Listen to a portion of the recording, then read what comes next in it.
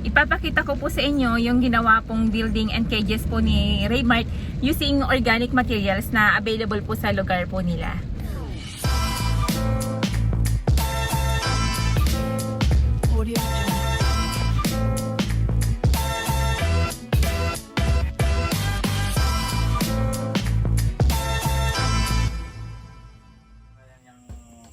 Kaya naman siguro.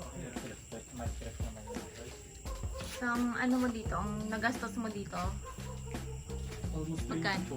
Ha? Almost 20. 20? Lahat Ay, ito na? yung kawayan dito. Kasi ito yung kawayan. Yung kawayan libre. Libre yung kawayan. O kasi dami nating kawayan dito sa Pangasinan eh. Tapos yung kahoy lang yung medyo So, ang nagastos mo, ito, PVC, ABC, tapos yero, kapoyero, kahoy. tsaka Itong net po. coco lumber, Ay, good lang po. Ito. ayan, tsaka net. Neto.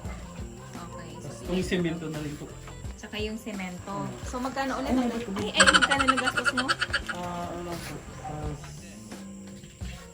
Almost hindi mga nasa 19 po. Mga 19. Lahat na yun, ano? Building and cages na yan. Building and Opo, cages. building Kasi yung sa cages. cages mo, ano lang to, kawayan. Yan, so light materials lang Light siya. materials. Dito sa Pangasinan kasi, ang daming kawayan, so libre lang po yan. Libre lang. Libre. Sana nakalibre na tayo sa kawayan. So, first time din niya mag-aalaga ng RTL. Pero ano eh, gagawin ko, may tubig na. Kaso gagawin ko lang po, siguro pag tuyo, ipunin, kasi gagawin fertilizer po ako. Gagawin ko siyang fertilizer. Siguro ito, pagdagan mo ng medyo malilit kasi ba? Medyo lulusot na. Lalo pag nagulat. Opo. O, Pero yung hindi sila yung po, pabigat. wala po ganyan sila. Kasi kanina inaano ko baka may lulusot eh. Ikaw lang gumawa nito? Possible kasi Opo. na may lumusot. Total wala pa naman silang itlog. Opo. Siguro harangan mo muna Harangan po pag ng isa lang siyang ganito dito. May space na naman. okay. Pero yung Okay, po yung ano. Pero pag-aralan mo ulit. Pero yung mga po, mga ilang weeks na bago mga expect. 16 na siya ngayon eh. But in-note mo, 16 siya ngayon, ngayong week. Ngayon week 16 na po. Oo, ngayong week. So, next week, ang ganitong araw din, 17 na. 17 na. Usually start sila sa 19, 18, 19. 19 na. Sa 19 dapat ano ka na. Player na po. Hindi, hindi marami-rami na mga 20, 25.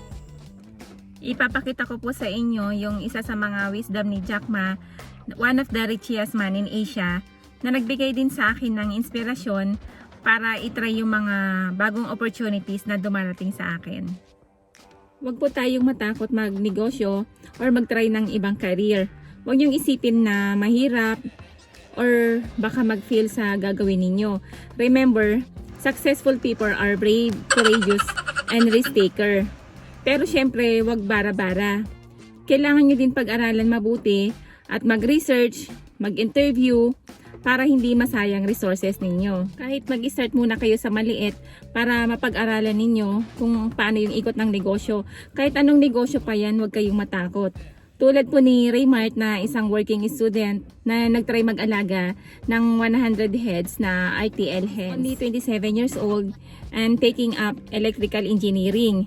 Nakita niya yung opportunity na pwede kumita ng malaki sa pag-aalaga ng RTL hens. So, ang ginawa po niya, nag-search lang po siya sa YouTube kung paano mag-start at para magka-idea siya kung paano niya umpisahan yung pagnenegosyo niya. Abangan niyo po yung continuation ng video na ito after 2 or 3 months para malaman natin yung egg production po ni Raymart at kung magkano po yung daily income niya. Sa mga hindi pa po nakakapag-subscribe, please subscribe and hit the notification bell. Happy farming everyone! Bye!